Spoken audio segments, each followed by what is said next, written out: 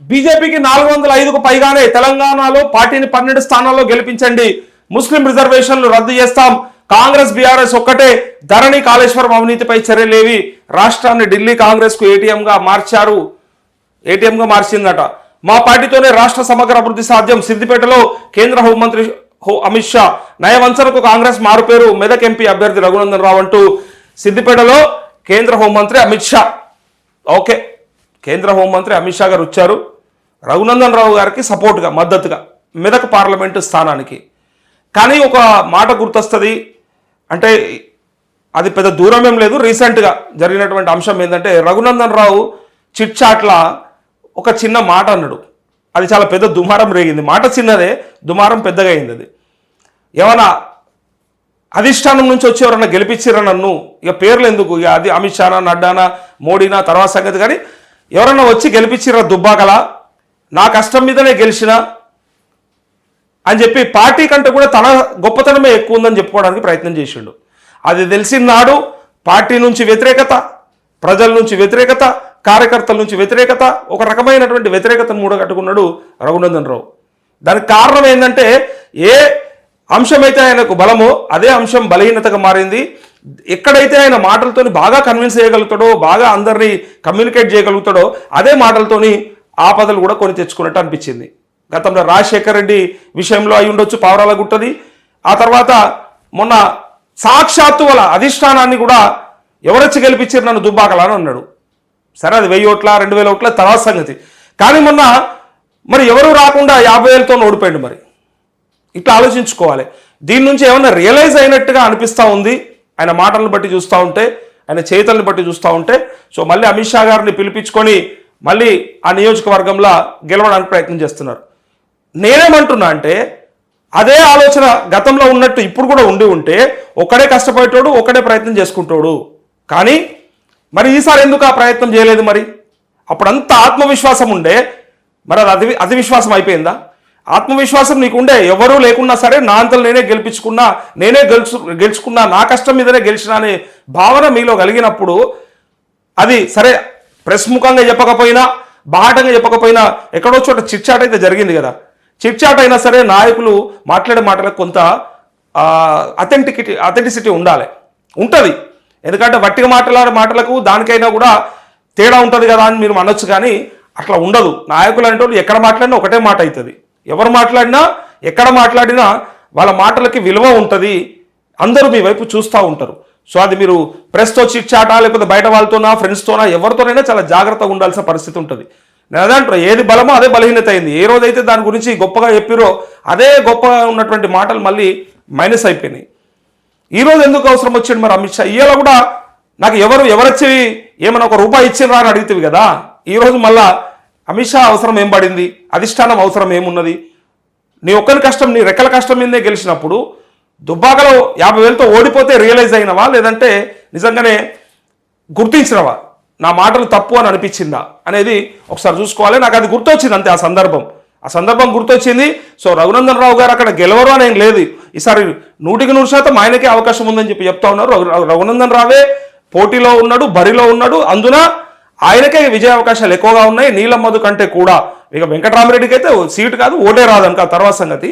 So ఉన్నటువంటి అవకాశంలో నీలం మధుకు అట్లే రఘునందన్ రావుకి చాలా హోరాహోరీ పోటీ ఉండబోతుంది. అందున విజయావకాశాలు ఎక్కువ. ఇవాల్టికి ఉన్న పరిస్థితుల్లో రఘునందన్ రావుకి ఎడ్జ్ ఉంది అని చెప్తా ఉన్నారు. ఇది ప్రజల నుంచి వస్తున్నటువంటి టాక్. కానీ మరి ఆ విమర్శలు గుర్తుకొస్తే పార్టీ కూడా అంతగా సపోర్ట్ చేయకపోతుండే. బట్ ఒక్కోసారి మన మాటలే మనకు మైనస్ అవుతాయంటే అట్లా జరుగుతాయి. అయినప్పటికీ మళ్ళీ అమిత్ షా గారు వచ్చి మిమ్మల్ని గెలిపేయడానికి వచ్చిండు ఇక్కడికి. లోక్సభ ఎన్నికల్లో బీజేపీ 405 పైగా స్థానాల్లో విజయం సాధిస్తుందని కేంద్ర హోంమంత్రి అమిత్ షా ధీమా వ్యక్తం చేశారు. తెలంగాణలో 12 స్థానాల్లో బీజేపీ అభ్యర్థులను గెలిపించాలని ఓటర్లను కోరారు.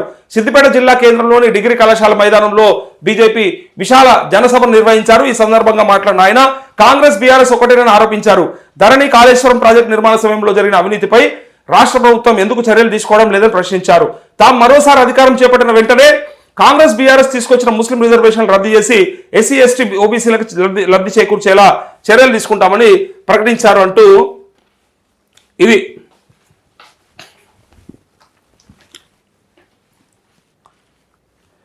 సిద్దిపేటలో జరిగినటువంటి మీటింగ్కి సంబంధించినటువంటి అంశం అది.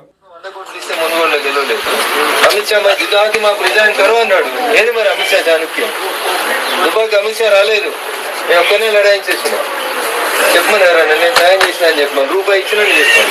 రూపాయి బిల్లు అంటున్నా 100 రూపాయలు 100 కోట్ల తర్వాత 100 కోట్లు ఇస్తే తెలంగాణ ఉరికించి ఆడిపిస్తాను. నేను ఎక్కడి దాకా మాట్లాడాలి ఇవాళ అడుగుతాను. నేను రఘునందన్ రావు అనేటువంటి కష్టపడితే జనం లోపల విశ్వాసం తీసుకొస్తాను. జనం నాకు ఓటు వేసేవారు. నేను అమ్ముడు పోదా అనుకుంటే నాకెందుకు ఓటు వేస్తారండి? నేను అమ్ముడు పోయేటంటే 2.5 ఏళ్ల కిందనే అమ్ముడు వాళ్ళకి. ఇప్పుడు అమ్ముడు పోతే అది లాస్ట్ అంశం అంటున్నా. నేను అనేది అమిత్ షా గారు వచ్చింది కాబట్టే ఈ సందర్భం వచ్చింది. అందున రఘునందన్ రావు గారి మీద కోపంతోనో లేకపోతే ఆయనకేదో ఇది నెగిటివ్ చేయాలనే ఉద్దేశంతో ఈ ఆడియో వినిపించట్లేదు.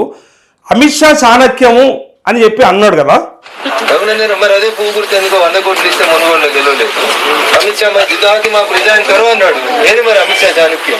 ఏది మరి అమిత్ షా చాణక్యం అన్నాడు. అంతే, ఇంతకు మించి నాకు ఇక్కడ ఏ అవసరం కూడా లేదు, అక్కడ కూడా లేదు.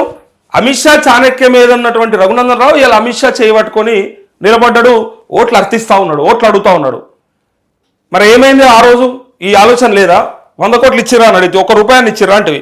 ఈరోజు మరి అమిత్ షా తీసుకొచ్చుకొని మళ్ళీ అమిత్ షాతోనే చెప్పించుకున్నావు నాకు ఓటేయమని చెప్పి. నీ చాణక్యత ఇది. ఇప్పుడు మేము అడుగుతున్నాం, నీ చాణక్యం ఏమైంది మరి?